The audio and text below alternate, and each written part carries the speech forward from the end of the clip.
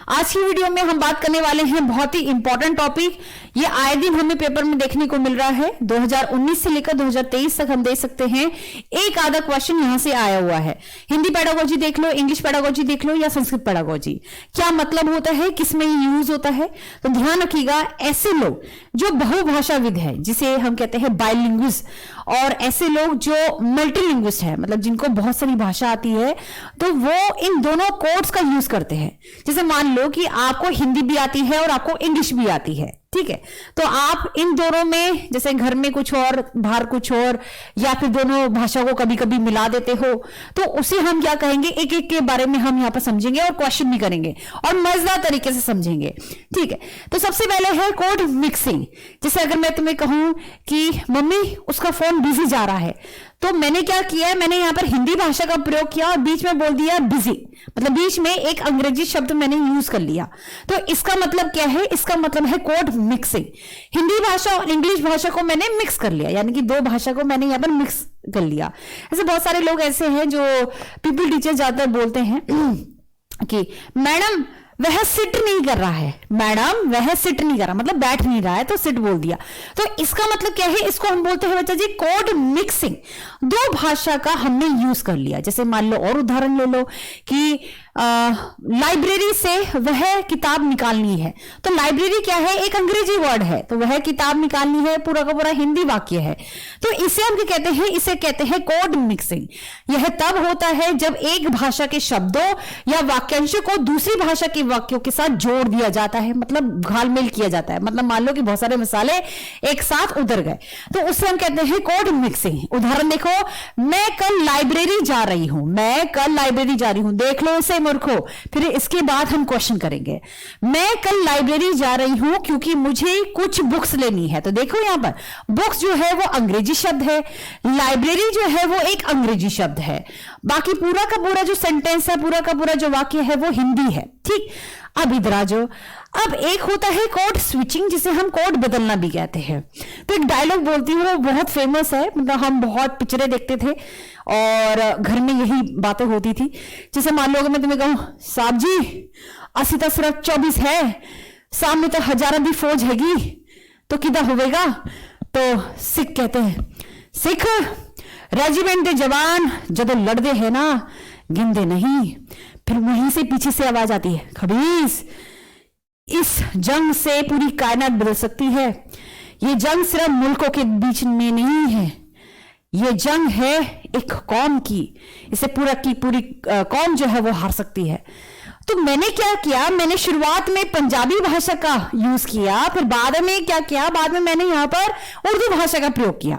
तो दो भाषा का हम यहां पर प्रयोग करते हैं, एक कैसे, एक के बाद एक, यानी कि यहां पर पूर्ण रूप से एक पंजाबी भाषा यूज हो रही है, फिर बाद में मैंने पूर्ण रूप से तुम्हारी उर्दू भाषा यूज करी। इसमें कोई मिलावट नहीं है, एक के बाद दूसरी आती है। तो इसे हम कहते हैं कोड स्विचिंग। क्या कहते हैं, स्विच करना। नहीं समझे, जैसे मान लो बहुत होता है कि तुम्हें भी पता होगा, बहुत सारे पेरेंट्स के सामने तुम अंग्रेजी विच बात कर दे हो, है ना, कर दे हो कि नहीं कर दे हो। तो इसका मतलब क्या है, वैसे तुम हिंदी में बात कर रहे होते हो फोन पे, लेकिन जैसे कोई आ जाता है ना, तो वो कोड वर्ड शुरू हो जाता है। तो वही कोड है, वही कोड, उसी कोड को हम जैसे मामा कहते हैं, हाँ कर ले कोड वर्ड यूज कर ले, तो एकदम से दूसरी भाषा में हम स्विच कर जाते हैं। जैसे और उदाहरण ले लेते हैं, जैसे ऑफिस की भाषा अलग है, ऑफिस में हम इंग्लिश बोल रहे हैं, घर में आके पूर्ण रूप से हम हिंदी बोल रहे हैं, तो उसमें कोई मिलावट नहीं है, ठीक है। तो इससे हम कहते हैं कोड स्विचिंग। देख लो उदाहरण, बहुत इंपॉर्टेंट है। यह तब होता है, देख लो, ये तब होता है जब हम जानबूझकर करते हैं, मतलब यह तब होता है जब बोलने या लिखने वाला एक भाषा से दूसरी भाषा में आ जाता है। एक भाषा से दूसरी भाषा, इंग्लिश भाषा थी, इंग्लिश के बाद बिल्कुल हिंदी भाषा का हम प्रयोग कर रहे हैं। जैसे अमिताभ बच्चन, वो इंग्लिश भाषा का भी यूज करते हैं पूर्ण रूप से, फिर एकदम हिंदी में बोलना हो तो हिंदी में पूरा यूज करते हैं। तो ध्यान रखिएगा, दो भाषा हम यूज कर रहे हैं, लेकिन अलग अलग समय पर, ठीक है। औपचारिक भी हो सकती है, अनौपचारिक भी हो सकती है, घर की भाषा अलग और बाहर की भाषा अलग हो सकती है। तो एक व्यक्ति अपने दोस्तों के साथ हिंदी में बात कर रहा है, लेकिन जब उसका बॉस आ जाता है तो वह अंग्रेजी में संवाद करता है, तो इसे हम कहते हैं कोड स्विचिंग।